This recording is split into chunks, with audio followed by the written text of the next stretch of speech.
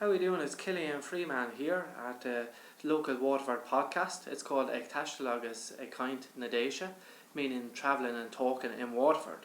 So I've been travelling around the last couple of months and talking to different people here in Waterford.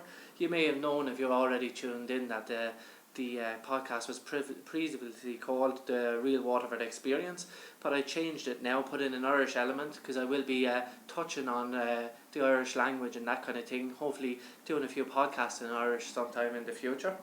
So I'm really excited about who we have today. His name is James O Sullivan. Now James is a local man from Waterford here in Tramore. He currently has a business now, it's called Natural Healing in Tramore, and he's after been on a journey in the last, say, up until around 2014 when he opened this business. So I'm really interested to talk to James because he also has a very big interest in consciousness. And if anyone has read the YouTube channel, we're taking diverse topics and local issues, and global issues, putting them into a local perspective and try to include consciousness in the discussion. We're not always saying the word consciousness, but the energy and the information we're putting out there is definitely going into the collective consciousness of Waterford, and we want to get a bit more of a sense of what's going on here outside of what we might hear daily in radio, television, that kind of thing. So welcome, James O Sullivan. Hello, thanks Killian, thanks for having me on your show. Yeah, great to have you here. So today I thought we might talk for about 40-50 minutes. Yeah. That's generally the amount of time given for the podcast. So I might touch on your early life. I do know from reading your website, so you had a trauma earlier on in your life. That put you on a path to knowledge and experience, which I'd like to go into, really hear your personal story of what led you to this point and how you turned that early, what we could call negative experience, into a positive experience, and now a business that's actually working. Just how you bring that in your daily life, and then of course your current plans, maybe any struggles you might be having, and what's going forward, and what life is like looking forward for yourself and the business. Yeah, thanks for again having me on the show. My life has been a real roller coaster of all sorts of weird and wonderful experiences, and I suppose it's great at 44 years of age to be able to reflect back to a person you would have been 20 years ago.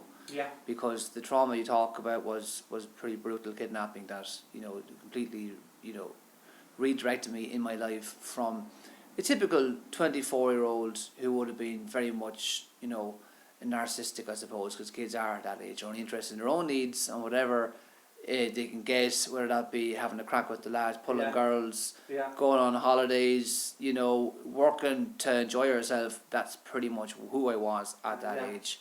I had no interest in spirituality, had no interest in my 10-year plan or anything like that. I live for the weekend and a little bit more you put aside. And a bit of a party lad, Okay, so would you been just before we go there, just a little step back? Would you been into sports and stuff when you were younger? Oh yeah, I was very sportive and athletic. I played golf, badminton, hurling for Tramore. Oh yeah. Basketball in school. And a number of different sports, but lots of different sports. Okay, and you'd like to have a few drinks then and go out and enjoy yourself when you're in your early 20s, mid-20s, I was a lad's lad. I used to hang out with a big group of lads because there was 20 odd of us at one stage. You go through that in your late teens and early 20s, and some people send up big groups of lads, and we had back of a pub here in Tramore O'Neill's, and we used to have a crack with 2 pool tables and dartboards and mess and take the piss out of each other, and down for years and years and years. All the usual, having a crack in that. And now, if we just jump forward to the present moment, you have this business, Natural Healing in Tramore, and you're also energy is what you work with most time. Is there anything like in your early before, say, the teenage years? Was there anything in your early childhood or even your teenage years that you might have been able to connect to who we are now? So any sort of experience that one could call mystical or energetic in a way that would be outside the normal perceptions? When I was younger, not really, no. It was only because the kidnapping that put me on a spiritual path, because that really kind of broke me in every way, physically, mentally, spiritually, emotionally. I was completely battered and broken. So that was the only catalyst. I was very deep as a child. I used to think about the universe and the cosmos, and how vast everything was, and used to get myself wrapped up in knots trying to figure out how the edge of the universe was, and how can you have the edge of something that's infinite? That didn't make any sense to me. So are you still wondering that? No, I stopped because it gives me a pain in my head. It does, yeah. You get the pain in your head when you can't imagine beyond that. Yeah. So I kind of stopped, but I'd be quite deep. Anyway, this is just my personality. I can be quite intense. I can be, lighthearted and fun, but I can be very intense at times as well. I'm a musician. Yeah. So there's lots of different facets to my personality, and I kind of dip in and dip out of. I've got many different versions of me going on at the same time. Interesting. I did notice the guitar in the corner. So we're at James's centre here in Tramore, just to let everyone know. I actually visited him. I think you had a little room around the corner. Yeah. Sage, energy healing, a little bit of magic. Felt great after. Learned some techniques that I really could bring with me. Brilliant. And I didn't actually read your website until recently, and I could see you were talking about the fingertips, and you were showing pictures. Then you're kind of bringing in the scientific side of the thing, that you have material results, as in the infrared pictures on fingertips. And that kind of thing, and showing that Caroline photography from Russia, the scanner machine I have, which I showed you, this machine here, this is one of the latest device here. It's a magnetic pulse device. It's called biofeedback scanner. And this is developed many years ago, back in the 1970s for the cosmonauts. Is that space age technology? Yeah, space Star Trek technology is basically what I got. It's pretty shit cool, like it really is. That is cool actually, and it does look like a device from Star Trek. It actually really does. When you turn it on, it all lights up, beeps and all sorts of beeps and colours and the whole lot. Star Trek technology is here. I have had it for the last 4 years. I have a number of these machines, 5 years actually now. And it's been a fantastic journey. It's all about the energy babies, they say. It's all about that, right? The hippies back in the 60s, they knew what they were talking about. Okay, they got misdirected with drugs and everything else, free love and all that. But they were bang on. There was a cultural spiritual revolution back in the 60s that has taken up until now to get really integrated into society, from what I can see. Into the practical world. Because we've been locked down in this country by a very small elite group of people for a long period of time. We inherited very rigid structures from the British Empire that never went away. The political system, the judicial system, the medical system, and the tax system, the whole lot. We inherited all that. That wasn't our system. I've gone back into pre-industrial Ireland in my research. I've gone way back, to the time of Brian Boru. That's where I've gone back with my studies. And I've gone back into tribalism. And I think what's actually happening at the moment in the world is that we're going back. If you've ever studied cymatics, did you ever come across that with frequencies? Sacred geometry, frequencies of emotions and that kind of thing. If you put sand on a bin and you turn on a frequency, shapes appear. That's cymatics. And you turn up the frequency and different shapes. You get small shapes and big shapes. Everything is sound based, everything is energy, right? So consciousness is all about that. So what's happening on the planet right now, especially in Ireland, is that the frequency is changing or in flux at the moment. That's why there's so much anxiety, depression, confusion, suicide, all these different things. Gender issues, people don't know what the hell they are. Am I straight, am I bisexual, am I transgender, or what the hell am I? I don't know what there is a lot about identity floating around. I must say a lot of that I do see it on media, and I do see here and there, but in my daily life I try to find these people. I don't see them anywhere, and when I do there's never a problem. It seems the more the problem is being disconnected and reading about the problem, but when you meet someone with the problem, it's not actually too bad. Would you agree with that? It's not an issue really. My nephew came out as bisexual there last week. His brother said he's bisexual and he's special needs, so I don't know whether he's just saying it because his brother said it or what. My brother says he's bisexual. I know what's going on, but there's something going on. There's something in the water, or there's something going on at a consciousness level where people are just really in flux. They don't know what they are, where they are. Because old systems are dying, old systems of control, they're dying. Right? The Catholic Church have had this country locked down for hundreds and hundreds of years. Right? That with the British Empire. So as that crumbles, then there's a spiritual void. And people don't know what they are, where they're going, what's my purpose in my life. And if you've got no purpose in your life, you're in big trouble.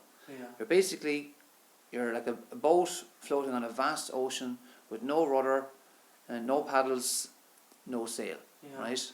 That's basically what you are. And the kids, and I'm actually really concerned about the children right now in this country, because they have no paddle. They've got no wind. They've got no direction to go in anything. They don't know. All they have is devices to stare at. and are looking at other people's imaginations. That's the problem with these devices. I did notice that walking around, alright, I do have people that are looking at the screens. Also, I did notice the greens and the fields. You wouldn't see too many groups of kids and young people just around them as much as you would have years ago. I hope we don't start sounding like two old men saying it wasn't like that when we were young. But things are different with every generation. Yeah. I wonder, do you... I get a sense that you can visualise a lot and get kind of like a bird looking at things, Yeah. a sense of what's going on. Can you see that having a positive result within a very short amount of time? I mean, exactly. Now, what I'm talking about is the social media, and what you could say is more connectivity, but at the same time less connectivity. Yeah. Do you see that leading somewhere that's beneficial? Oh yeah. Or do you see different roads that may not be beneficial? For example, people hooking their minds up to AI and that kind of thing, and maybe actually entering into that reality within their mind that they're now looking at on the screen.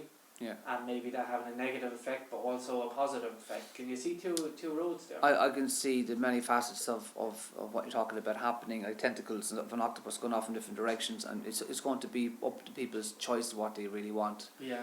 You know, how I see humanity right now is that technology is like a big sweet shop, and that we're like little kids, and we've walked in to the most amazing sweet shop, and we don't know what to fucking take off the shelf next and taste.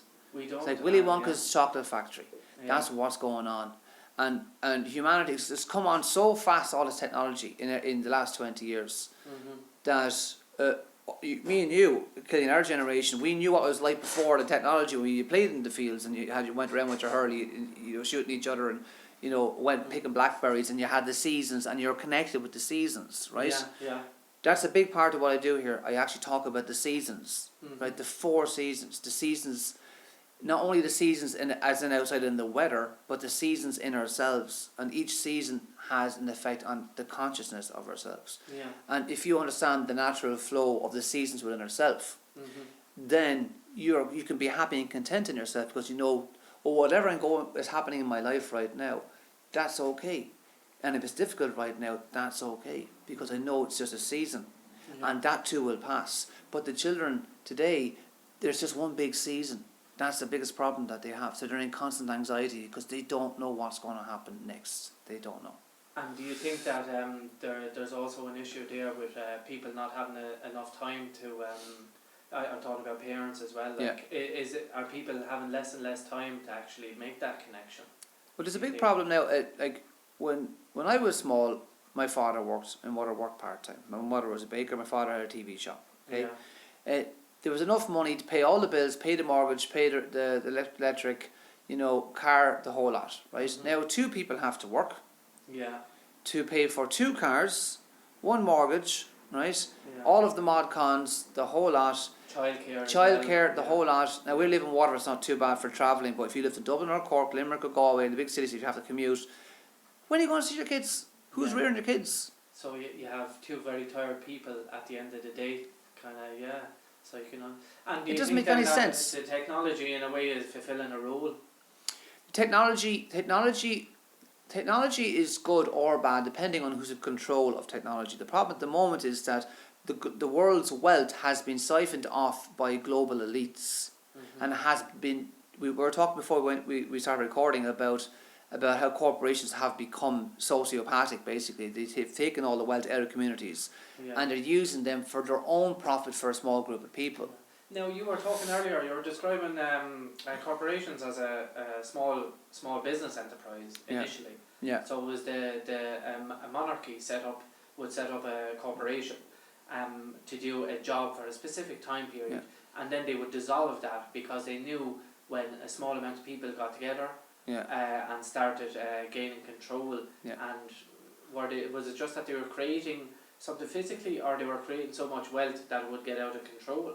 Well, the way it used to be was that there's for and against monarchies, and like everything in life, right? But back in the day, the monarchy was an entity that kept control over groups of people, not just with soldiers and different things, but with building and with money, and to stop greed the old saying is power corrupts absolutely. And when you bring a large group of people together and they can make up their own rules, as a private entity, they become the one mind. Yeah. That's what happens. Look at our own government with our own corruption in our Gardaí, the political institutions, the bankers who now don't have to pay any freaking taxes on the amount of money we bail them all out, right? Mm-hmm. It goes on and on and on. That's just our country. Corporation tax, the profits from the likes of Apple. No, we don't want your money. We'll actually go to European courts so that you don't have to pay us. We'll actually pay to sue Europe so we don't get fucking money for taxes. I mean, it's insanity. Yeah. But that's actually where we are right now with corporations. Corporations control the world. That's reality. In a monetary sense, you can actually trace that to a fact. Oh, it's true. Yeah, you can but trace it's that true, to like, businesses. And all you have to do, look at the system of governance that we have. What is it, right? It's actually insanity. There's two opposing factions that sit in a room and shout abuse at each other. One in power, one in opposition. What a load of nonsense. It makes absolutely no sense whatsoever. While the global elite sit in circle, the Bilderberg Group and all these people, they sit in circle and they have functional meetings with breakout groups. That's how they operate. No greater than the magic number, Dunbar's number of 150, which is natural order. So the global elite know and understand natural order. They're in order and they keep the world in chaos. That's what they do. So now it's funny, a lot of that is centred around business, and you have a small business here. Yeah. We're going to talk about your path to knowledge. As you're going through it, and you're learning about this kind of information. Yeah. Were you in college or university at any time? Yeah. So what did you study in third level education? Did a year of engineering and found it was way over my head. It just wasn't for me. Yeah. And then I went into IT and I excelled at IT because the way my brain's wired. I'm very very logical. Yeah. Okay. I'm logical. I have a logical brain. I'm left-brained and I'm right-brained together. So I'm very creative. And I'm also very logical. So anything that I bring into my life with creative, flow, I have to ground it in reality, and that's what I've done with my work here. Yeah. So I've done all of the study I've done and all of the work, the devices I use ancient sound healing with a bowl, right? And I'm shifting trauma in people that, have got help absolutely nowhere else because people don't know how to use the old technology properly with the new technology, right? So the old sound therapy is actually wave. It's wave, right? So when you hit a bowl, you're creating a wave. And sorry, that wave, you were talking about synaptics earlier on. Cymatics. Cymatics, yeah. Cymatics. And cymatics, you could say, is the shape of that wave. Yeah. And how many is there? 48 shapes? That's the information in the wave. The information. It's the information in the wave of cymatics. Okay, that's what you're seeing. The frequency creates the information is in the wave. The frequency creates the information. Mm-hmm. That's what it is. That's your information. Same as IT, which you send a light down the tunnel of a chip. Mm-hmm. The information is ones and zeros. Yeah. And that is then stored on in RAM chips, or it's stored on a hard drive as electromagnetic frequency and stored that way. Yeah. So I studied all this. I learned all this in college, and then I used it in my work, right? Mm-hmm. And then when I went into natural health and healing, I said I need to be grounded with this because a lot of people think holistic is a load of nonsense. It's actually not. Mm-hmm. It goes back to ancient times where they use light and sound together. They build a fire, right? They use rattles, right? They do chanting. Yeah. It looks hilarious, and they're dressed up in wolves' heads and all sorts of mad shit. What are they actually doing? There's a reason why they did all these things. If you look around the world, you go to all the indigenous cultures, what are they all doing? They're all doing the same thing. They're all doing dancing, they're all doing chanting, they're all making sound, they're all using light. Why? Because they understand the nature of consciousness, matter, antimatter, what it all actually really is. What is all that? What's actually going on? It's called the great dialectic, the battle between light and darkness, matter, antimatter.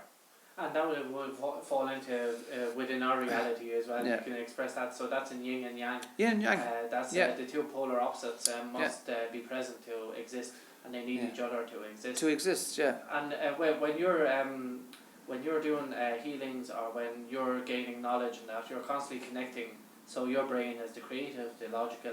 Yeah. You're constantly connected like this. And you've also touched on, what some of people might call conspiracy theories, your business, energy, different things like this.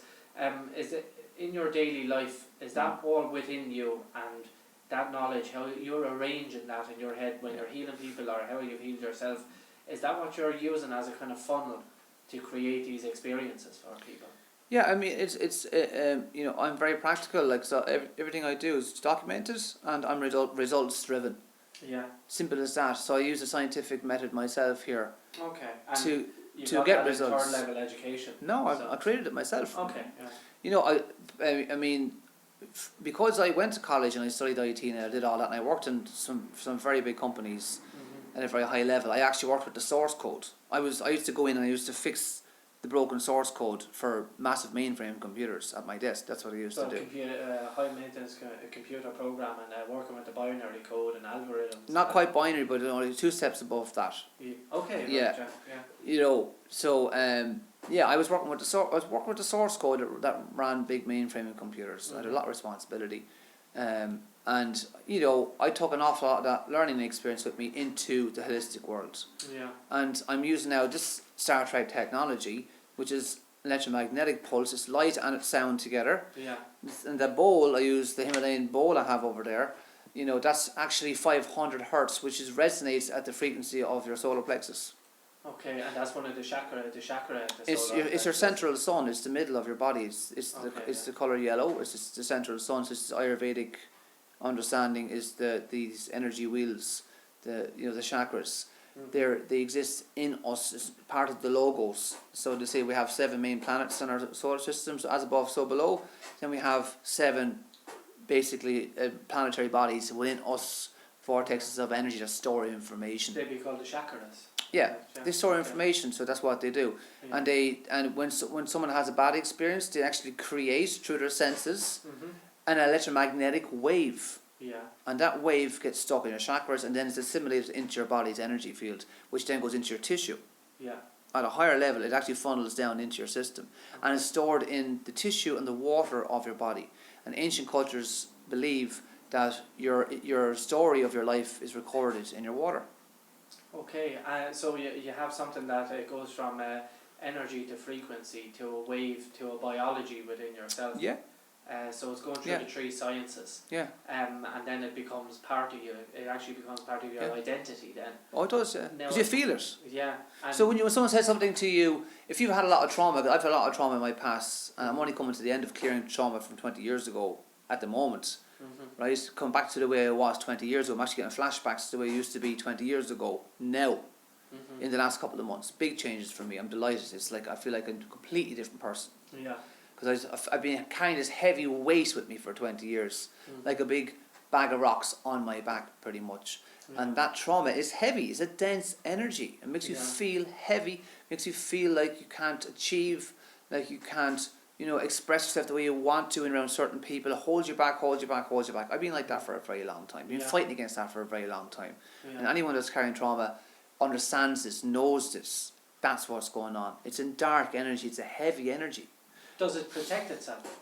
Oh yeah. It does. Yeah. In the fact that when you're coming to the point that you may release it, can you feel your mind almost like an inner voice somehow trying to stop you from in whatever way you're progressing? Oh, in the early days, when the trauma was so intense in me that I had gone dark for a while. Yeah. That the trauma does not want you to release it. It's a living energy in your system. Like it's alive. Yeah. It's the story of you.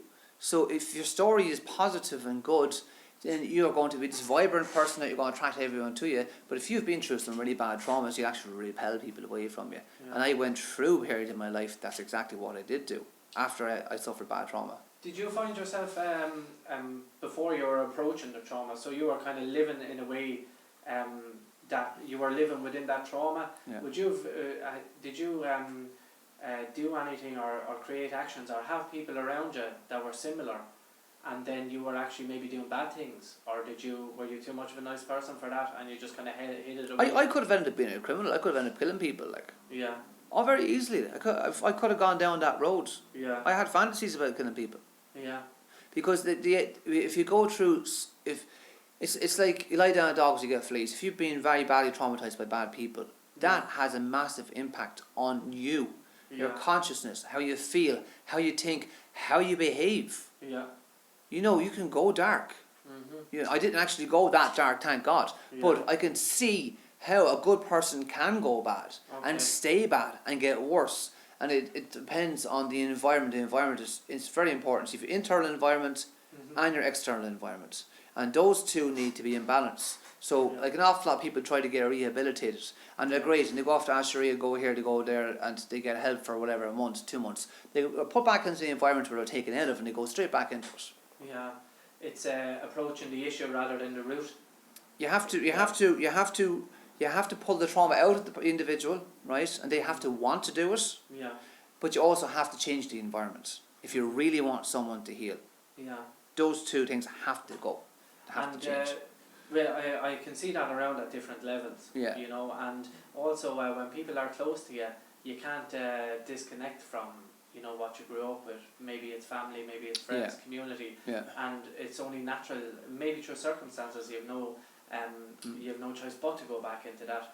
But when you're doing this and people are coming to you maybe with a problem, and then they're coming back to you and they're improving. Yeah. Can you see that filtering out into the community, and rather than them moving away from where they were, that maybe causes a problem, that even though it's more of a struggle to stay where they are, and it actually has a positive effect?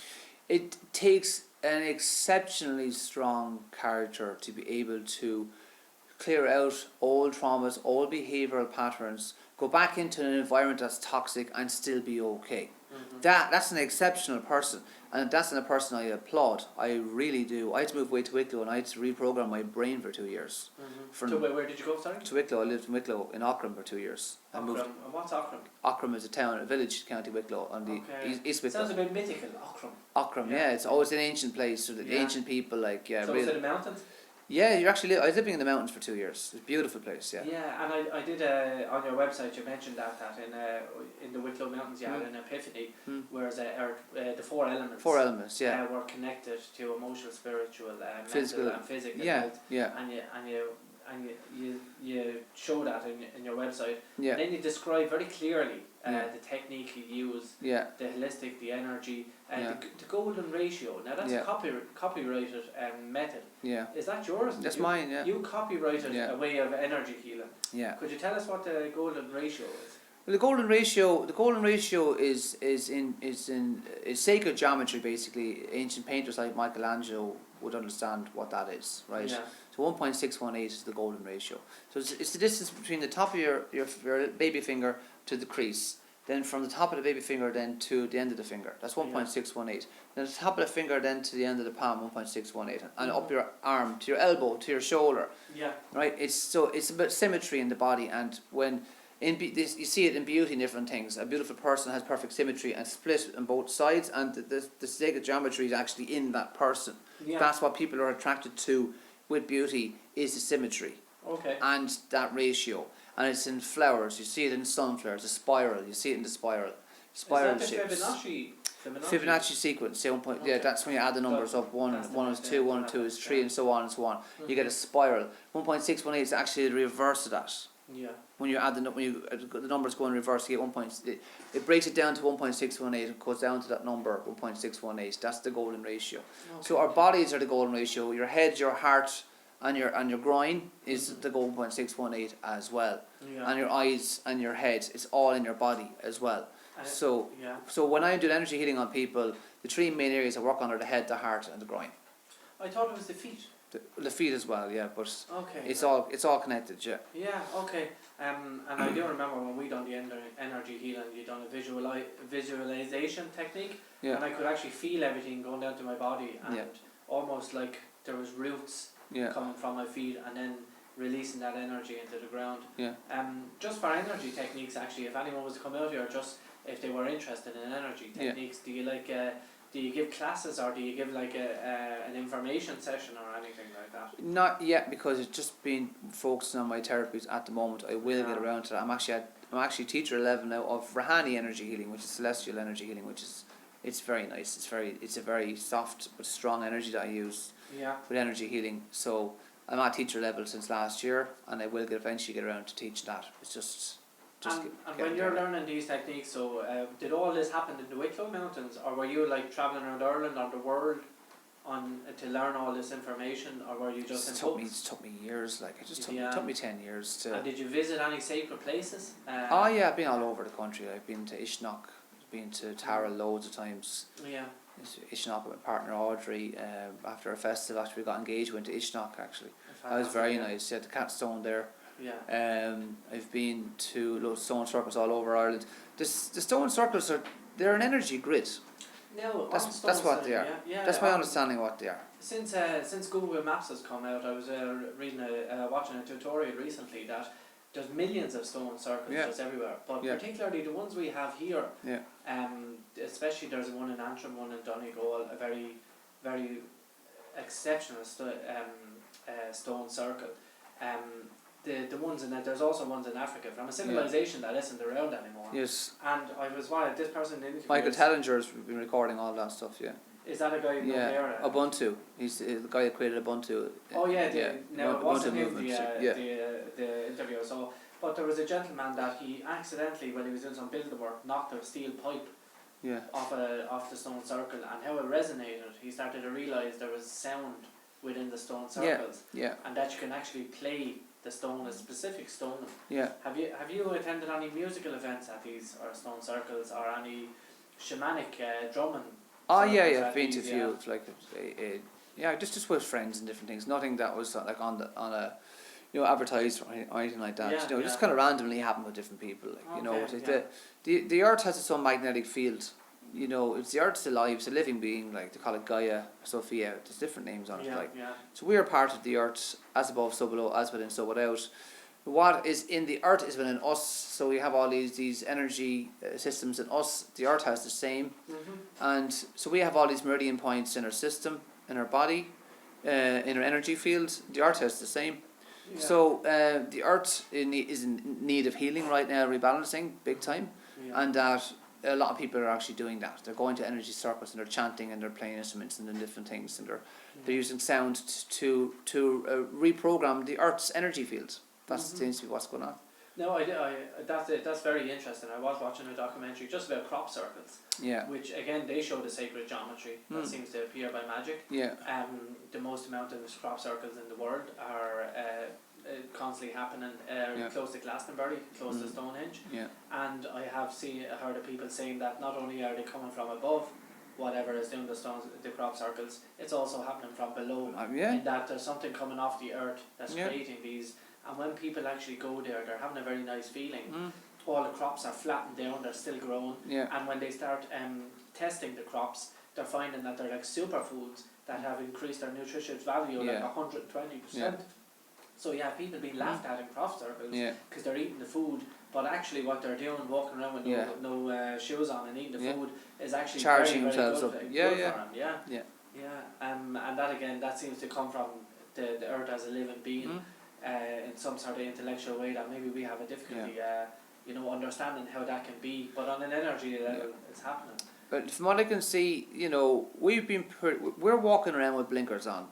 Human beings on this planet, we're walking around with blinkers on. We really are.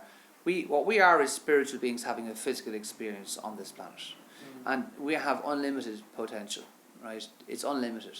Yeah. And that if all of us were to wake up tomorrow morning and have that intention, then the whole world would be completely changed instantly. It's because of the social contracts that we have with each other that we keep ourselves locked down in a prison planet. Yeah. And we actually have the technology now to completely change the planet very, very quickly, because we have the software technology, we have the machines, right? We have the know-how, the intelligence, the creativity, the people to do this now.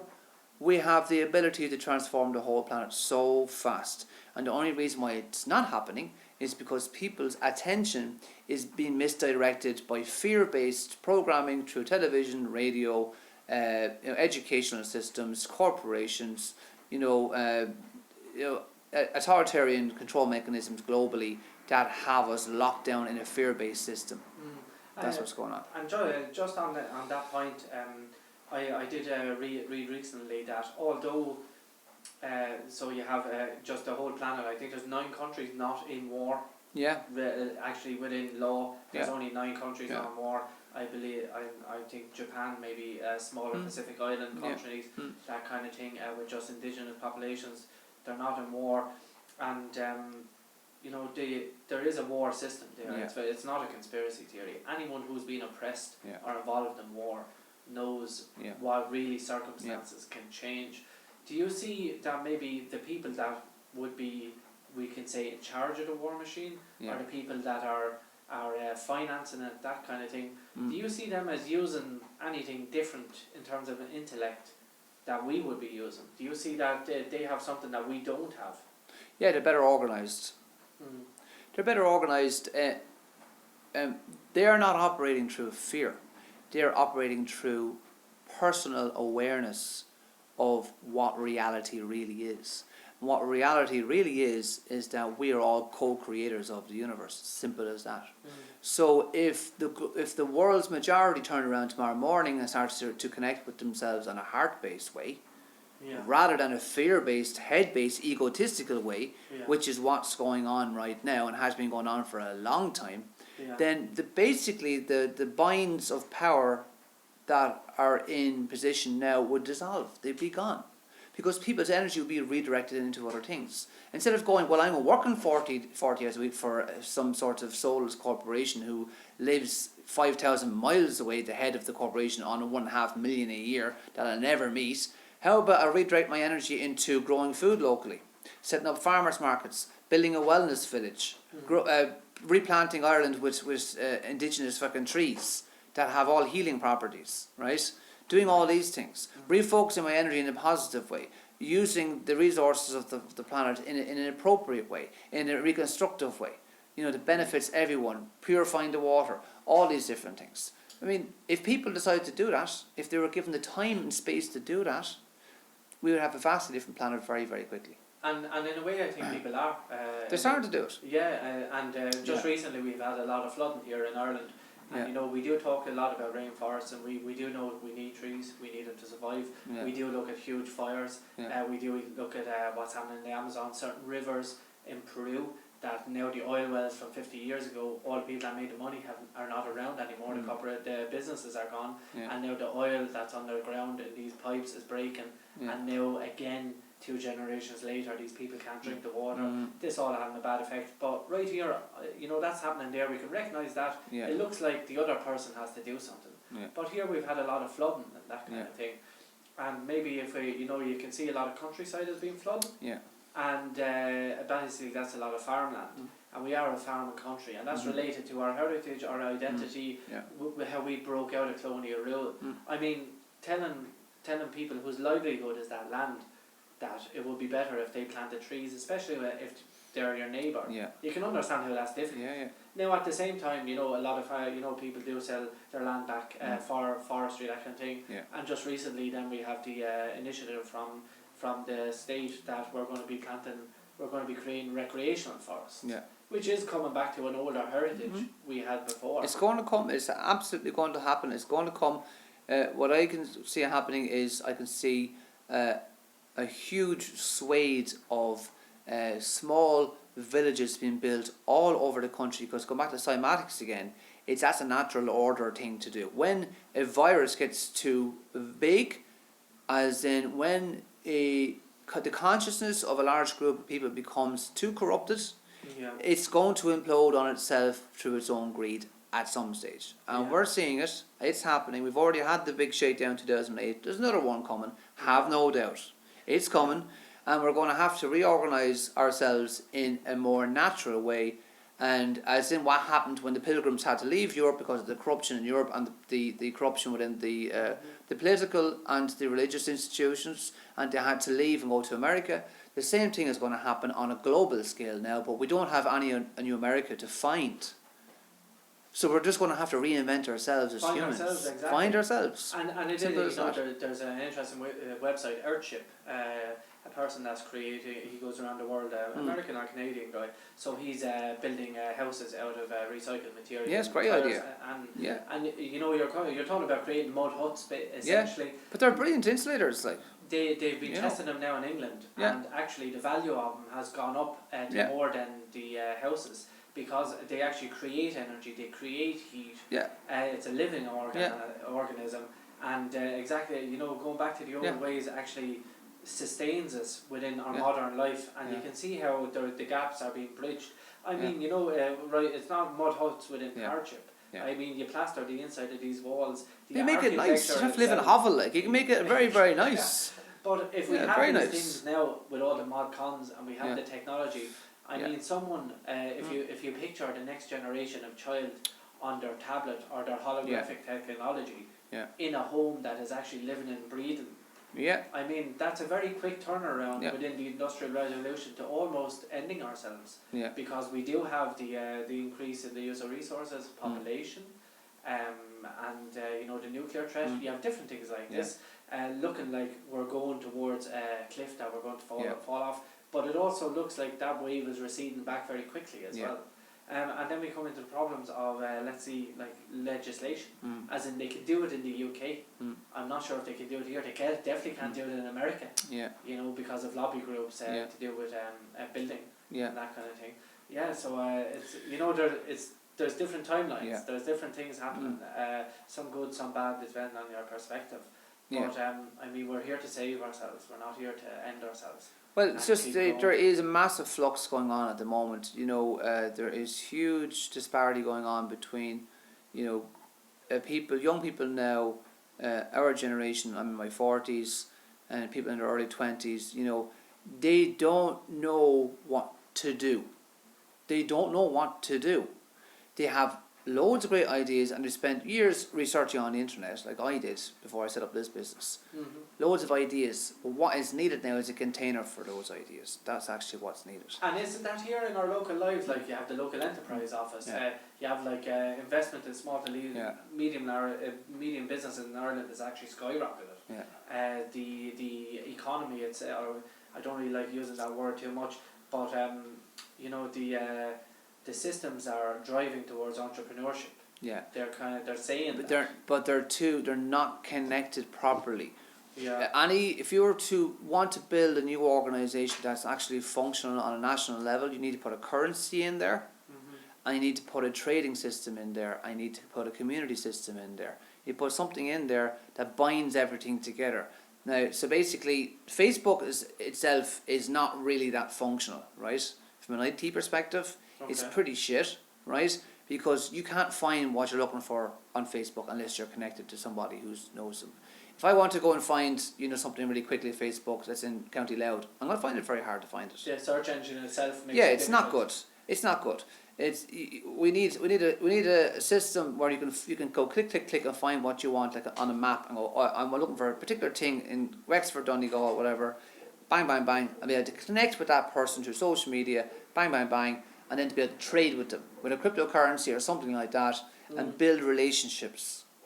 You do something like that, and we can transform this country very quickly. And there's no point in waiting for the government to do it. The government are self-serving at the end of the day. That's what they are. They're only in for a short term. They're in there, and then their whole purpose in there is to get another term after that term. So they're only going to protect their lobbyist interests. They're not looking after the great majority of people. They never will, because they are only interested in fulfilling the prophecy of their lobbyists. That's it, nothing else. It's never going to change. If you want real, progressive, active change in your community, do it yourself.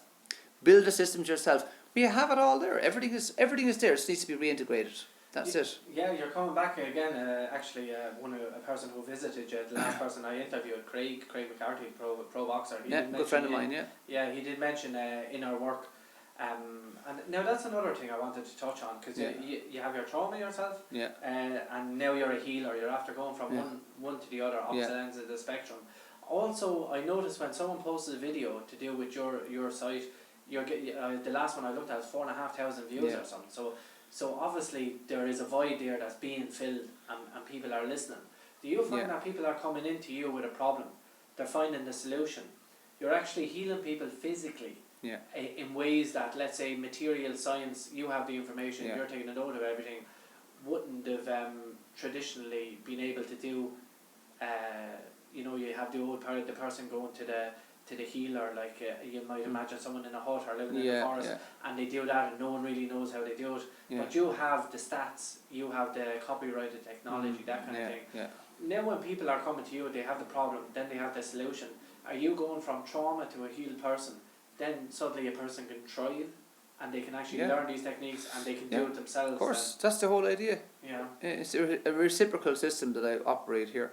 I work in the wellness industry, not the sickness industry. The sickness industry is self-perpetuating, only interested in keeping it the way it is, right?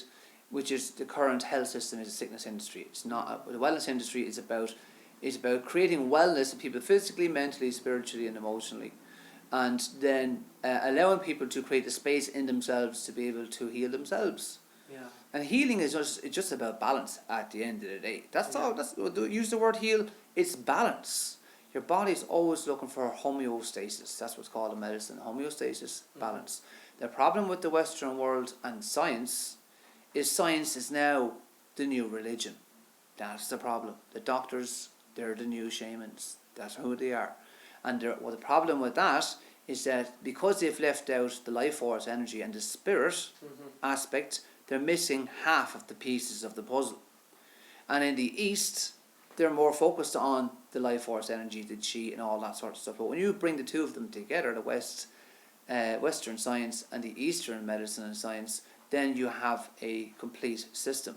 And that's what I've been studying. I studied both. Again, that's great. That's using the universal principles, the yin and yang, polar opposites coming together.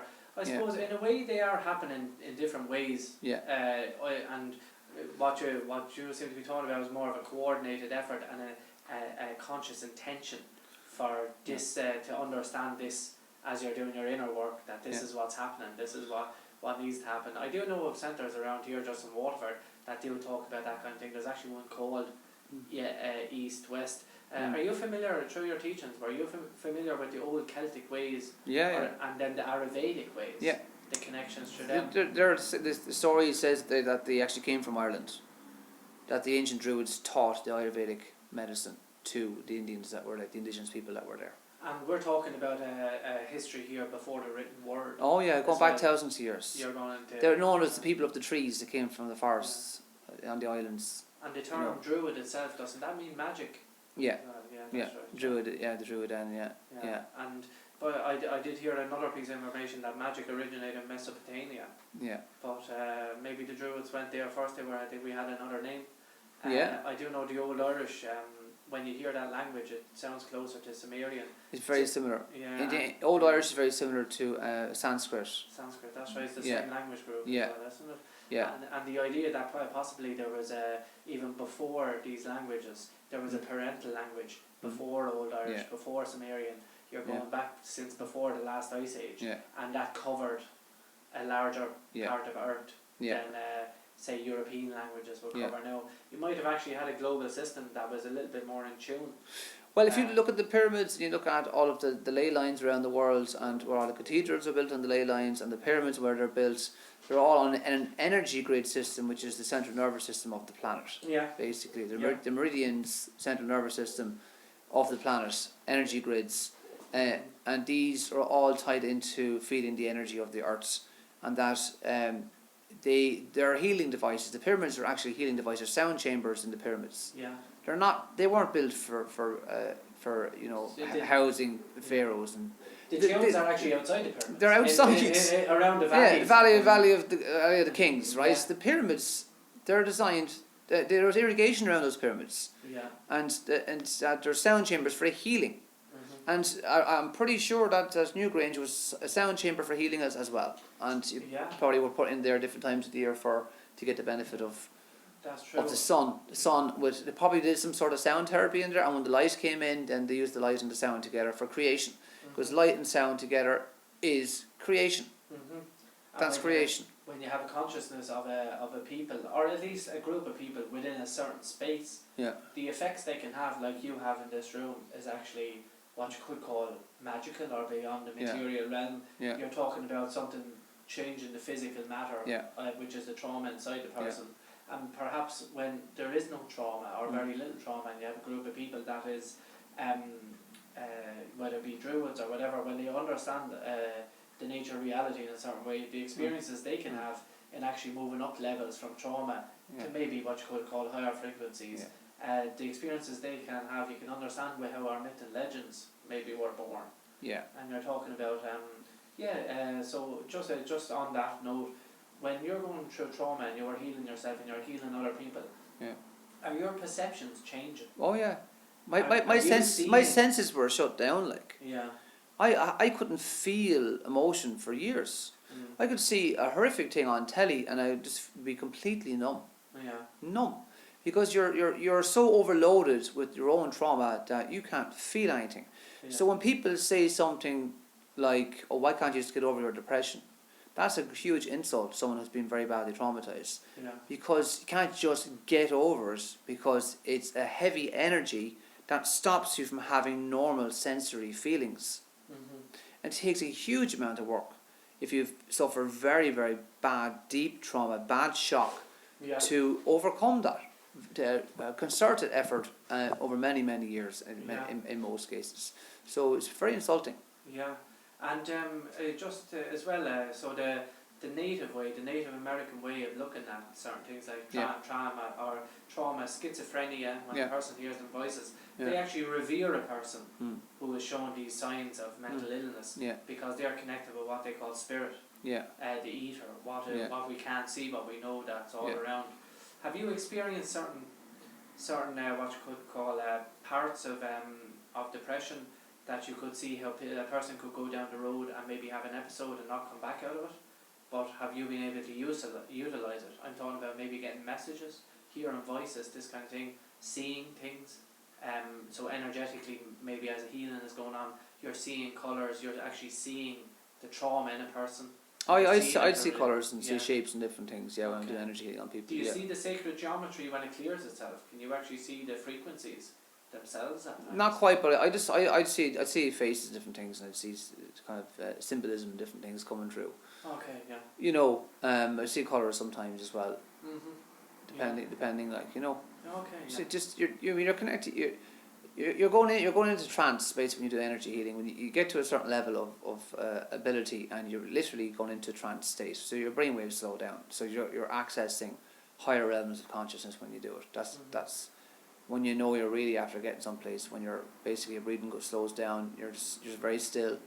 You listen to the music. And you're just focused on what you're doing, and then your senses actually really heighten. Your energy, your ability to sense energy really increases as well. That's when the magic really happens, when you get to that level. It takes years in most cases to be able to get to that level and clearing out your own rubbish. Most people become energy healers. They have had to experience some sort of traumas to become an energy healer, because you wouldn't bother otherwise. Why would you? You just do something else. So it's normally because you have to heal yourself first, and then you realise, oh, I'm actually okay now, and then, now I know what you have to do, so I might as well do this for other people, because I'm an empathetic person, and I do good at it. And also accessing that higher realm, that higher frequency.